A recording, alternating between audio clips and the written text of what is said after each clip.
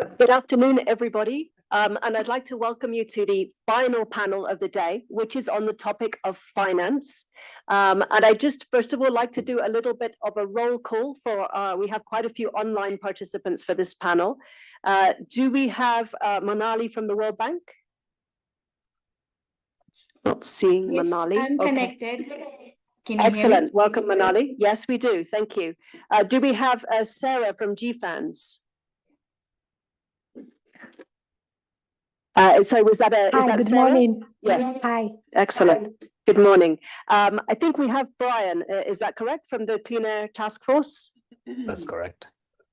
Excellent. We have Umpaso from Kukula Capital. Yeah, I'm here. Wonderful. Thank you very much. And do we have Daniel from the Global Green Growth Institute?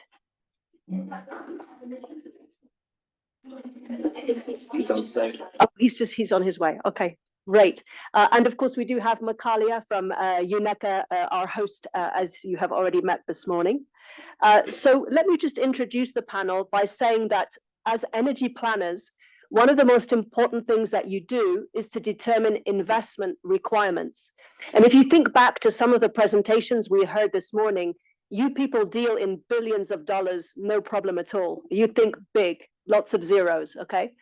And while as energy planners, you're obliged to balance the supply and demand of energy, you have no responsibility for the supply and demand of capital to actually finance all those investment requirements. And so you kind of wash your hands, you hand over the plan, and then someone has to find those billions of dollars to make it a reality. And that's a huge challenge. And that's really the topic that we'd like to talk about today. And to get us started, I'd like to invite Makalia, and welcome to Daniel, who's joined us just in time here. I'd like to turn to Makalia from UNECA. You engage with energy policymakers across Africa. From what you've seen, is there enough financial realism? We ended the last panel on realism. We're starting the next panel on realism. Is there enough financial realism in energy plans? And what barriers do countries encounter when they try to move from the plan to the finance? Wow, okay, starting big. That's a very difficult question. And yes, I mean, I really do believe, I mean, there is financial realism in generally in Africa energy plans. I mean, just to take you back, for the last 2 decades, let's talk about numbers, to less than 2% of global investments in renewables have flowed to Africa, right? And this is where the need is this is where the need is the most. And to achieve energy access targets, industrialization and structural transformation targets, meeting climate ambitions, decarbonization imperatives. I mean, there's the quantum of finance necessary is huge. But there will have to be not just an increase in investment, but also in a shift in financing models. But finance won't flow, as I've heard in the former panel, and as I've heard what we'll talk about the past couple of weeks, unless you have a proper energy plan with adequate structure, measurable and terms and objectives. Investors or DFIs are not going to. They will require solid frameworks to align technology, resources, and governance. And I mean, there are many examples across the continent where there's kind of like a general lack of coherence in energy plans, data implementation capacity. We've heard a lot about that, which of course does not bode well for mobilizing finance. But there are clear front runners, and there are a few examples that come to mind. Countries that have taken proactive measures in properly costing their energy plans, which is where it starts, right? I mean, you develop an energy plan, but if there's a lot of kind of opaqueness and if it's vague in terms of how it's going to be costed and how it's going to be financed, you will not have any investors, or it's going to be really hard to mobilize investment. And for example, one example that I could think of is Nigeria, the energy transition plan they came up with early 2022. I mean, they're very clear. They have 5 areas: power, transport, cooking, oil and gas, transport, and industry, without going into too much detail. And they're very clear in how it's going to cost them 1.9 trillion. I mean, there are huge numbers that are out there to finance their very clear energy transition plan, how they plan to transition from fossil fuels to clean energy. And they've clearly costed how it's going to be 410 billion above business as usual. And I understand, billions have been mobilized so far, about 3.6 billion just from the World Bank. And again, it's very clear on what they need and how they intend to achieve that. Another example, Ghana, again, I think it's towards the end of last year, has a very clear energy transition plan costing about 550 billion dollars. Again, they have different areas of power, transport, and how, again, they've costed it very well. So their energy plan is not just a plan, there's a clear investment route and an avenue to how they want to achieve that. Another example, Kenya. Their energy transition and investment plan, about 600 billion, costing 165 billion above business as usual. Again, they mention, how many the different decarbonization sectors they're looking at and how they plan on costing it, how they plan on mobilizing the finance to make that a reality. But as we've all heard all morning, it's all well and good to even have those costed plans, but actually galvanizing the financing that's necessary is where kind of the music stops or certainly slows down.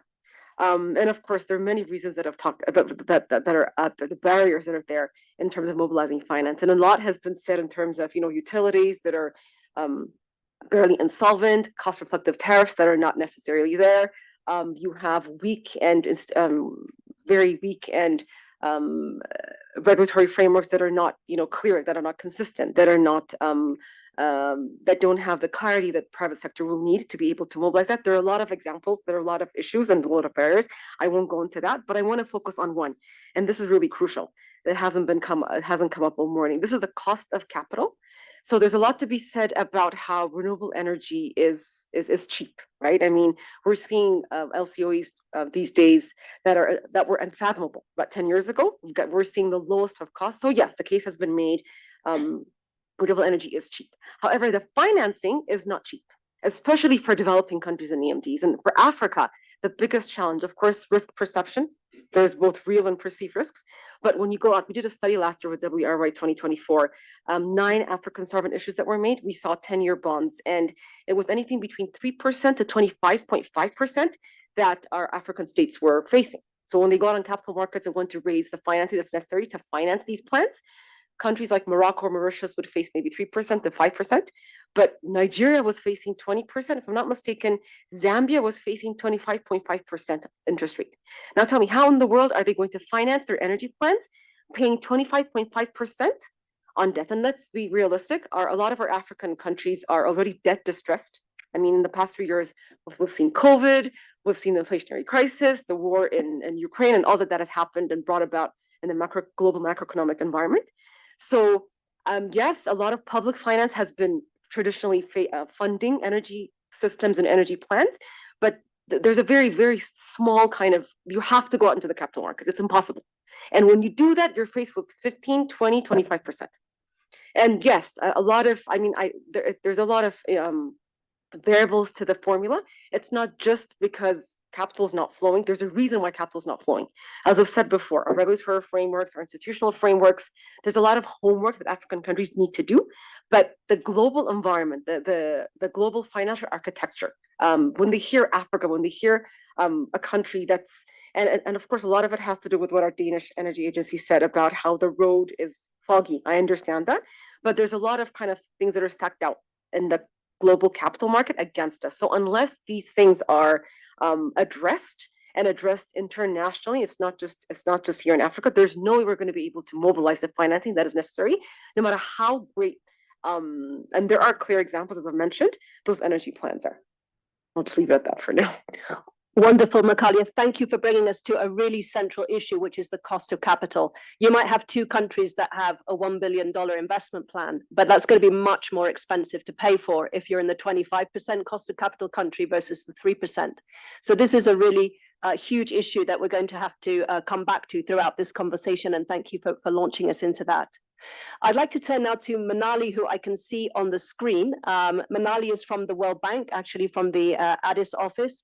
And the World Bank's a major financier, as we know, of energy infrastructure, providing a lot of that nice, cheaper concessional finance, which helps to make some of these projects viable. But we've also heard from a lot of countries that they feel that they need to turn to the private sector in order to bring the volumes of money that are needed. Can you give us a sense, Manali, of the respective roles of public and private sector that they can realistically play, and how can development finance institutions play a catalytic role? Thank you. Thank you very much, Vivian, and thank you very much for the invitation to join this discussion. I'm sorry I can't join you in person. I had to come to Washington for some work. So that's a very good question and a very increasingly important question because I think as the previous speaker mentioned, the scale of financing need is in billions of dollars. One of the recent estimates I saw from Ethiopia was between now and 2030, the need for as much as $11 billion for really improving reliability of supply, for really utilizing all of the hydro resources that they have been developing, serving the new customers that they're connecting and so forth, right? So for the sector as a whole, from the power infrastructure side. Now that's a very large amount of money, and there is absolutely no way that just the development finance institutions can step in and provide that kind of resource. And if we add up the needs of all of the countries, and even if I just speak of Africa East and South, that would run in hundreds of billions of dollars. So what I think we need to do is to figure out the way the catalytic role comes in. So just a couple of ideas that for the discussion. One of the points that was raised, and I think a very valuable point that was raised, was cost of capital. So it's quite easy to say, oh, okay, we need the private sector to come in. What are the key drivers for this cost of capital, right? There are, of course, the macroeconomic factors, which are larger than our sector conversations. But there are also some of the key factors that are around the project itself, around the creditworthiness of the utilities, around creditworthiness of the off-takers or of the sector as a whole. And I think there is a lot more work that needs to be done and can be done within this context of improving the sector creditworthiness itself so that it becomes a better partner for the private sector to come in and invest, not just as a provider of service, but truly as public-private partnerships. And that's one space really we really need to look at a lot more closely from all of us as the development community, because that allows the government to put in some of its own resources, some of its own, could be in kind, could be in cash, could be in some other form. But what that does is it also reduces the risk perception on the part of the private sector, right? Because there is always those concerns around governance more broadly, which sometimes raise the cost of capital, sometimes inhibit the entry of private sector.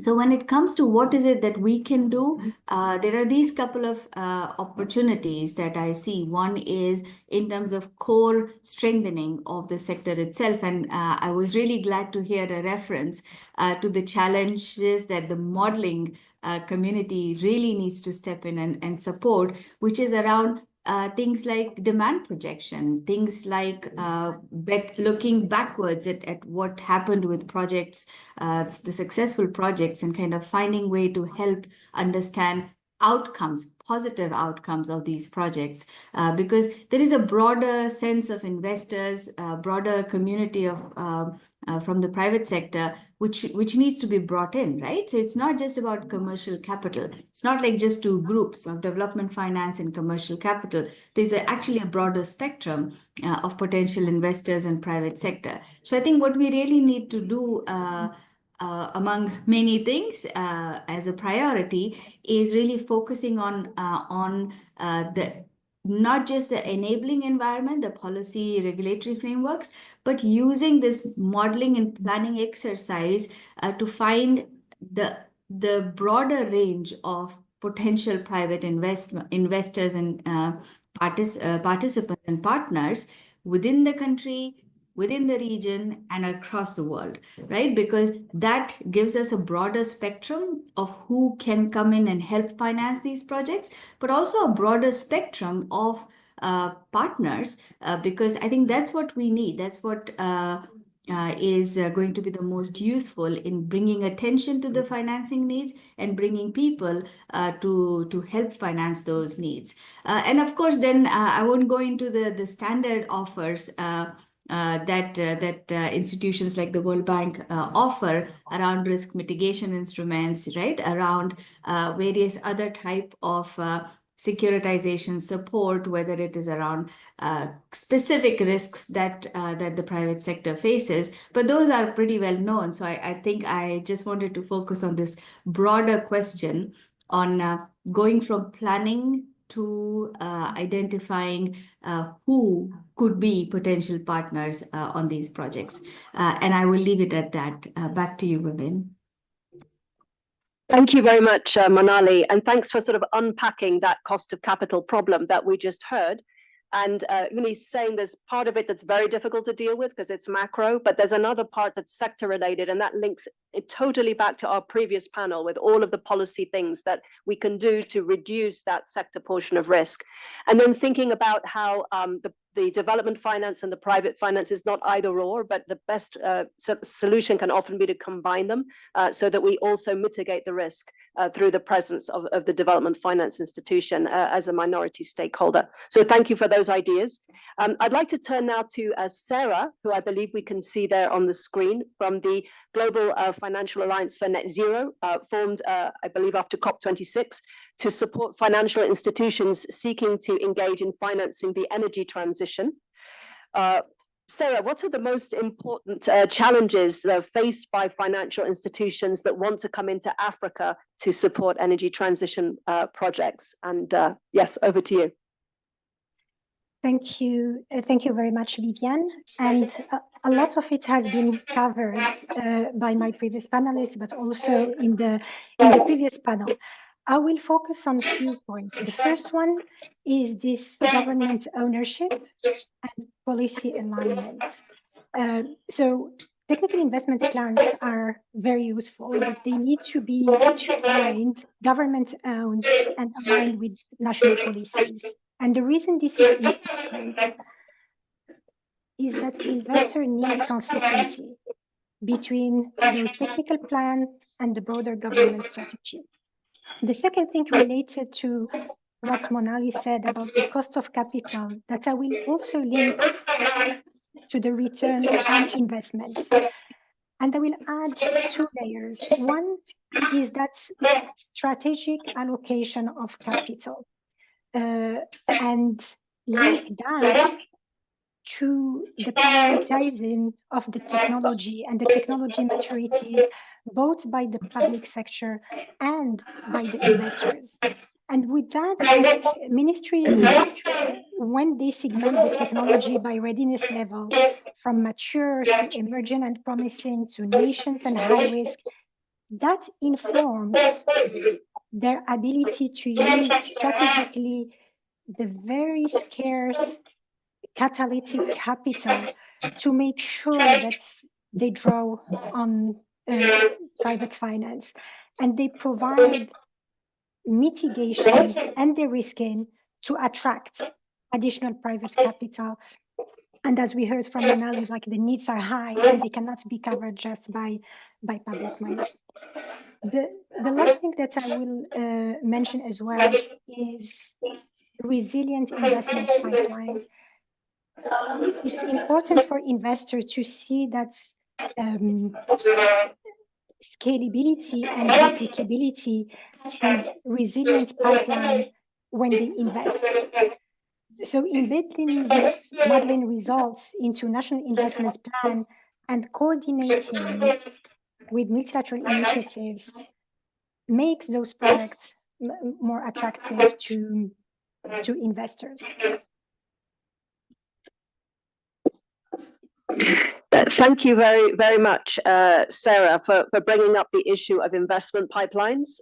So a foreign investor is not going to come to a country for one small project. They want to see that there's going to be recurring opportunities and that it's worthwhile to do that due diligence in the country because there's going to be a pipeline of opportunities. But I also really liked your point about strategic allocation of capital. So in other words, we really need to think about the differences in the different technologies, the different risk profiles they represent, and what that means about how we allocate our very limited pot of development finance for the maximum impact in terms of the plan as a whole. So I think those are really important points. I'd like to turn now to Brian from the Clean Air Task Force. He's been doing some interesting research actually on the topic of the cost of capital for renewable energy projects in Africa. So Brian, would like to just maybe you can share some insights of the work you've been doing about how high the cost of capital is in Africa relative to other continents and what factors contribute to this elevated cost of capital. Yeah, thank you, Vivian. And thanks again to all the participants at the EMPA. I had the pleasure of participating in the program a couple of years ago, and I had a really good time. And so I think, first of all, I'll probably reiterate the point that Mekalia, Sarah, and Monali have all noted, that financing for projects in Africa is not cheap. And we were very curious to understand why this was the case. We wanted to dig deeper into the weighted average cost of capital to see how the number is determined the continent, what the dynamics are between regions, between countries, and how Africa relates to other regions globally.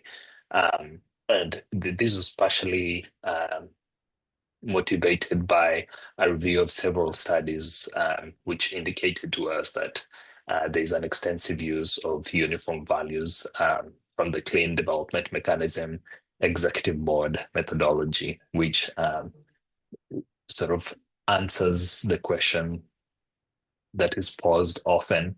And the response is usually African countries don't have sufficient data. And so this uniform value was determined to be the best proxy for that cost of capital.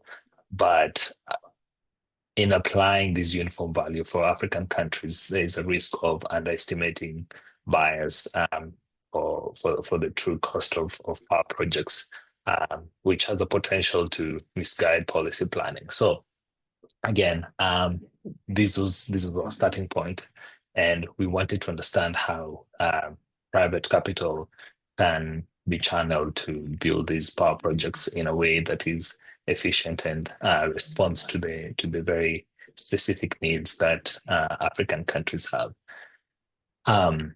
And so, some of our findings and again, we have a longer report that CCG was very kind enough to review and provide some helpful comments to. But we find pretty big distinctions across regions within the continent. Northern Africa, because of its development levels, has much lower weighted average cost of capital than East Africa, South Africa, Central Africa, and West Africa. And there's significant differences between the sub-regions and within the sub-regions themselves. So, when we looked at, for instance, Ghana, its weighted average cost of capital over the period that we are trying to study, 2023 to 2070, ranged from 20% to 25%, while its neighbor Cote d'Ivoire had a pretty low weighted average cost of capital range from 5.5% to 17%. So that's such a big difference between two countries in the same region, and it would be quite unfortunate for Cote d'Ivoire project developer in Cote d'Ivoire to be sort of lumped in on the same bucket as Ghana under this evaluation process that we put it through. Third, we looked at the cost of equity versus the cost of debt. And again, these costs vary quite a bit across the continent. And this highlights again the same point that we kept on coming through, that these uniform values might be helpful in some cases, but they don't really nuance out the picture and might lead to misallocation of resources. Last is that the risk-free rate and the equity risk premium, which go into determining the cost of capital, are usually lower in developed countries compared to emerging economies because of investing risk in emerging economies and economic volatility and a bunch of other factors that influence that. And in our projections of African economic development and GDP increases, we anticipate that if this trajectory keeps on going and African countries keep developing at a healthy clip, that the cost of capital, because of the risk-free rate and the equity risk premium decreasing, the cost of capital will decrease. But this is not a fait accompli. Governments, all stakeholders, international funding institutions, the World Bank, everybody has to really come together and create the enabling environment that ensures this level of economic development, economic stability, political stability, to really facilitate that economic development that then participates in reducing that cost of capital. And so again, just to go back to my earlier point, that is sort of the key takeaway from this analysis, is that we should move away from employing a uniform cost of capital for all African countries or even within specific regions. To the best of our abilities, there should be a concerted effort to develop better databases that enable a more particular calculation of these data. And we should also, I think, again, as I noted, African governments, financial sector, multilateral institutions should invest energy in mitigating investment risks on the continent and enhance the attractiveness of African countries for investment. So thank you so much. And yeah, I look forward to any questions. Thank you so much, Brian, for really bringing across that reality that the cost of capital is something that varies hugely, both across countries, across technologies within countries, and even across time. And often in planning, people use sort of a generic discount rate that comes from somewhere. And so there's scope for planners to think about how to better reflect the differences in the cost of capital in planning exercises. So I'd now like to turn to Mpaso Mbanda, who's joining us from Zambia. From Kukula Capital. Kukula Capital is a financial advisory firm that supports project structuring and project finance in the energy sector in Zambia. He's also been working on the financing strategy for Zambia's integrated resource plan. So I wanted to ask Mpaso, what challenges arise in financing major energy investments in countries with difficult macroeconomic conditions like Zambia? And also, what role can local capital markets play in financing the energy transition in Africa? Cool. Thanks for the introduction, Vivian. Yeah. So perhaps let me start with a very quick background on the IRP, or the Integrated Resource Plan. It's basically Zambia's long-term roadmap for meeting electricity demand and sort of the least cost way. And it outlines the generation capacities that are needed and prioritizes technologies over a period from now to 2050. And yeah, I mean, there are several challenges that one encounters in trying to come up with a financing strategy and generally to finance infrastructure projects.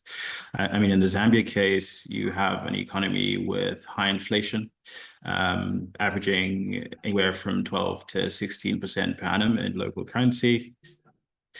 You have extraordinary FX volatility, which makes it difficult for PPAs to be priced in local currencies. So in Zambia, you have a situation where the power utility, the main power utility, ZESCO, is procuring most of its power in dollar-denominated PPAs, and you have a significant proportion of its customer base, sort of residential and commercial consumers, excluding mining, paying local currency for their electricity. So that currency mismatch is quite problematic. And I mean, issues like climate risk have been quite a practical experience here in Zambia, as opposed to being theoretical. I mean, our grid is 80% hydro ballpark. And we've just gone through over the past year the worst drought we've had in more than 100 years, which has necessitated 12 to 18 hours worth of load reduction or power cuts, plainly speaking, over the past year or so. So quite challenging in that context to then attract finance into the energy sector. And I mean, on top of that, we're just now coming out of a restructuring process following the default on our sovereign debt. So that pushes up the cost of capital across the board. So some quite significant challenges to contend with. Our approach to trying to come up with a financing strategy was really to look at the IRP and the capacity requirements up until 2050 and try and break that down into discrete projects, so sort of archetypical projects for the various technologies, and then try and understand the financing flows at a project level, and then aggregate that back up to see what the economy-wide flows look like. And a critical component of that is, of course, the cost of capital. And it's quite a complex issue to deal with, because banking a project that has a very highly levered state utility as its off-taker is quite different from a power project supplying a ring-fenced pool of quite reputable mining houses. So yeah, but I think one kind of, I guess it's not unique to Zambia, but I think one of the critical challenges has been the mobilization of local financing. The power projects that have tended to be developed have been developed by international funding that has come in, whether that's DFI funding, whether that is international private investment. It tends to be foreign and dollar denominated. And I guess part of the challenge is, of course, a lot of these projects are looking for dollars, and they have a lot of capex in US dollars. But PPA pricing being in dollars makes it difficult to finance these projects with local capital. And I guess the instruments aren't really there to make it easy for local investors to invest. A local pension fund, it's not really in their mandate to sit and appraise, infrastructure deals and make those kind of decisions. You need to package it in a way that makes it easy for them to contribute. And I guess that's kind of where, the capital markets comes in. And cool instruments like green bonds and, energy-focused ETFs might have a role to play in helping to mobilize that local finance. And I mean, there are pockets of local finance that tend not to be exploited. A lot of state pension funds or state adjacent pension funds, a lot of private funds that certainly would have appetite for infrastructure, just don't have the instruments to enable them to deploy. And I mean, we've seen it in practice. In about 2023, we had a local energy company called Copperbelt Energy Corporation, which listed a green bond on the local exchange, and they set out to raise about $200 million of debt to finance a portfolio of solar projects. And I mean, the first tranche of that issuance for about $53 million was oversubscribed by about 178%. They recently concluded a second tranche in 2024 of the same program for $96 million, which was oversubscribed by 230%. So, I mean, that just shows you that as much as there are these challenges in the market, if you are a bit creative about how you structure it and how you package it, you can attract the right kind of funding. But yeah, I guess we have limited time. So I think the core message is really that, I mean, there are all these challenges, but some creative thinking sometimes can get it across the line. Thanks very much, Mpaso, for sharing the sort of dramatic macro challenges that Zambia faces in raising finance, and the promise of local capital as a way of getting, of insulating from the very severe foreign exchange risk that we have also discussed in the previous session. And I think the whole green bond issuance is an interesting case study for others to look at. I'd like to turn last but not least to Daniel, who we're delighted to have with us, who is representing the Global Green Growth Institute. And we'd like to ask Daniel about what the GGGI is learning from its varied engagements on climate finance across Africa. Thanks a lot, Vivian. It's really a pleasure to be here to talk about what we are doing. And I've just looked through what these events are, and it's really one of those that we have practically experienced when it comes to how we work. GGGI is an intergovernmental organization, and we have our member states working hand in hand with us. When it comes to the specific topic in point, we usually will look at the different sectors and scenarios when it comes to a country's green growth trajectory, and decision is made based on priority, but also where the resources are available. So take, for example, the energy sector. I remember vividly back in 2010, 2011, when Ethiopia, for example, did their climate resilient green economy strategy. The initial investment estimates to go low carbon was around 12 billion USD. Fast forward to today, is quite enormous, and the reasons are very obvious. I've listened to all the different takes from the panelists, and also I did see some of the past sections. So for us as GGGI, what we do is to make sure that the country is making the right decision, but also looking at the trade-offs when it comes to a transition, let's say, to a green growth pathway.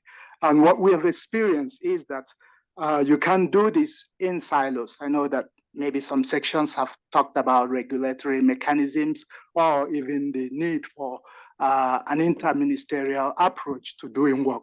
So our experience have shown that when you bring money to the table and make it the center for planning, then it becomes much easier for everybody to listen. So some sectors are prioritized more than the others. So when we did the CRG, it was very holistic, even though there are some evolving sectors that were excluded from the abatement cost curve that was used.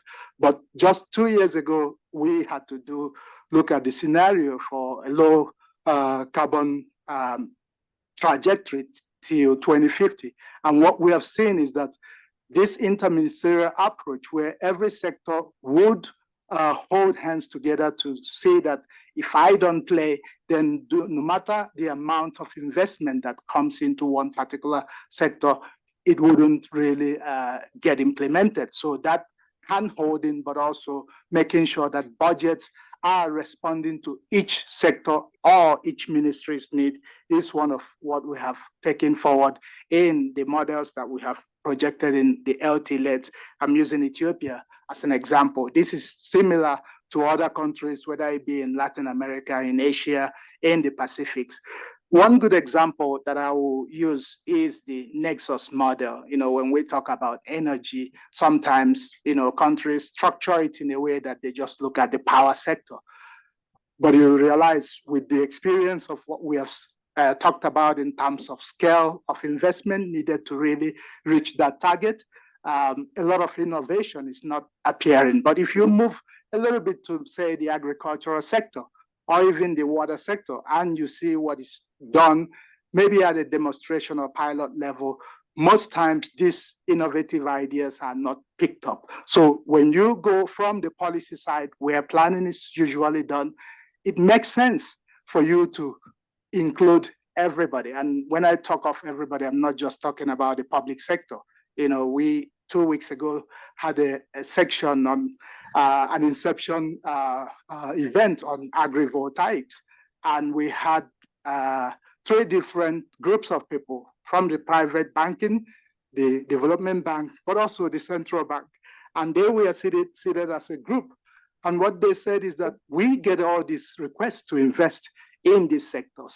The packages look good, the investment plans look good, but we don't really understand what they are talking about, because we are also understanding that there are risks that could come in terms of what we do. So how do you ensure that government from the onset brings in those who have those money, whether it be domestic or external, rather than them coming at a stage where the meal is already cooked and you are just trying to test to know what ingredients is used? So that aspect is something that we've learned. So in the interministerial committees, you don't only have the ministers or the director generals, you have representatives from other sectors, including civil society organizations, so that you can have that coherence in terms of agreement, in terms of how do you now go about implementation. So that one voice, that one agenda is crucial for most things to happen. So we've talked about the fact that,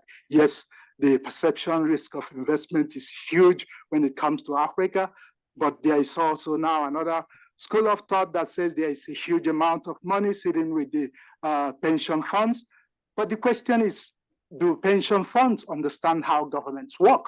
Do they understand how public investment works? So the more we get to spending more time at this planning stage, including everybody that will have a voice when the work gets done, it's something for us, it's a big lesson. But we also know that it's not a one-size-fits-all. We've seen that the way it works in a small island country like Vanuatu is totally different the way it works in Cote d'Ivoire, or even when you come to Ethiopia, that is huge. So that context-specific approach, whether it be when you're developing taxonomies to define what a green project will be, or whether you are talking of who owns the right to authorize, it's always good to make it context-specific. So for GGGI, in our work, this is something that we are increasingly sharing, but it's really even more crucial, because we have seen that through partnership, we can bridge the gap to speed up how these lessons gets really put into implementation. Thank you. Thank you so much, Daniel, and thanks for bringing us back to this question of dialogue and coordination across institutions, both within government, but also engaging with private sector and civil society, which is every bit as relevant to the financing stage as it is to the earlier planning and policy stages. So I appreciate that. In view of the very late hour, and rapidly declining blood sugar levels in the audience, I think we will probably skip the Q&A unless someone has a very burning question, and invite you rather to engage with some of the speakers over lunch. So I would like to just maybe offer a final reflection to wrap things up and really bring it back to the energy planners, who are the people in the room. So first of all, really building on Daniel's point, the need for energy planners not to work in a vacuum and think that the finance is someone else's problem that will come later. But if we're going to have more financially realistic and financially informed energy plans, it's important to engage early with the financial institutions, with the Ministry of Finance in the government level, and also with the private financiers, to try and understand, what is a realistic investment amount that this country could actually deliver before I come up with a plan that's completely, beyond the realms of reality. So there's an element of communication and interaction, which is important. Secondly, I think we also heard a lot about the cost of capital from several of the speakers, and the need maybe for the planning process not to have this kind of very abstract, uniform approach to the cost of capital, very hypothetical approach, but to start to think about the fact that the cost of capital is going to affect the optimal investment choice, and that somehow needs to be built back into the modeling process. Now, in order to do that, we need better data to know what the cost of financing actually is. And until recently, it was very difficult to get any of that. But thanks, I think, to efforts by institutions like the Clean Air Task Force that we heard, the International Energy Agency, and also CCG, that's recently launched a cost to capital tool for energy projects, it's becoming more feasible to actually have reference numbers that you can build into planning. So I think a lot of food for thought, but now I think some food for the stomach as well. So thank you so much for your patience and for maintaining attention. And thank you so much to our wonderful panelists for bringing so many rich perspectives on this very complicated issue.